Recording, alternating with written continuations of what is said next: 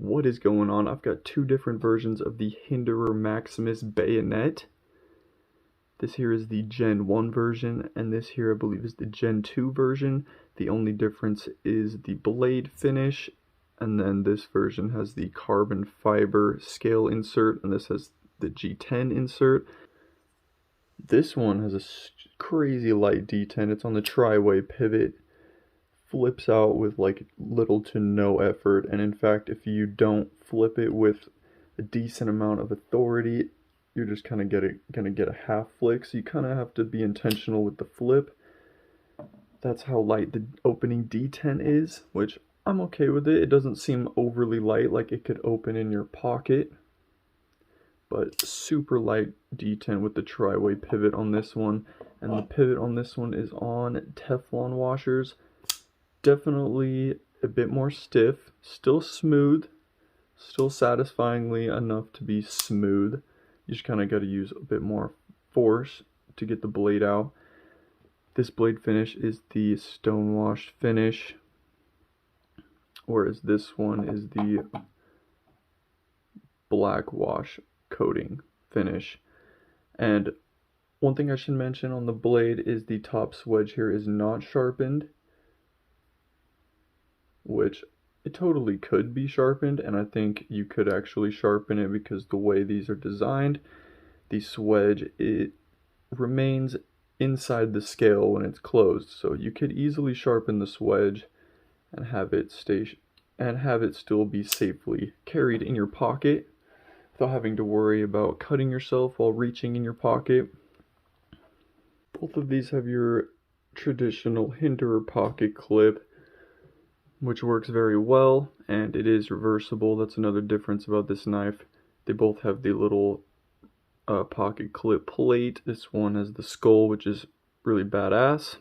I think if I had to choose one of these, I think I'm leaning more towards this upgraded version with the tri-way pivot.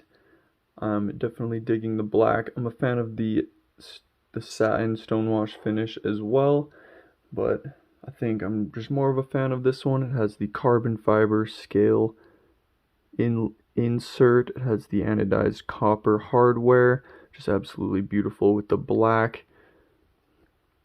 And the blade is just way more smooth. Just the action is a whole more satisfying experience than this one.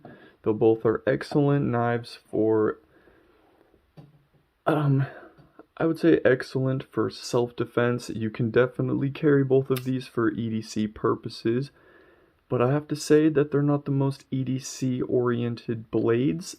The blades are mainly designed for self-defense, though you can use them for other things, mainly just because, I mean, dagger blades, as you know, they traditionally don't always go down to the most finest of edges. Like, this is pretty thick behind the edge, which isn't going to be the most ideal for a lot of different type of cutting, but this is a beautiful, badass folding knife.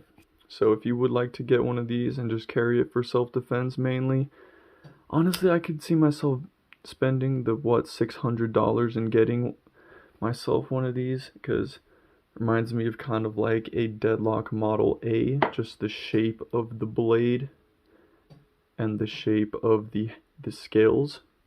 This is like a budget version of the Deadlock Model A, and if you're not familiar, the Deadlock is a Gavin Hawk designed knife. It's an OTF knife, and basically the greatest OTF knife that you can find on the market. Let me know what you think about these beautiful Hinderer dagger folding knives, and let me know out of these two which one you would prefer. Make sure you hit the subscribe button so you don't miss my future knife review content, and peace.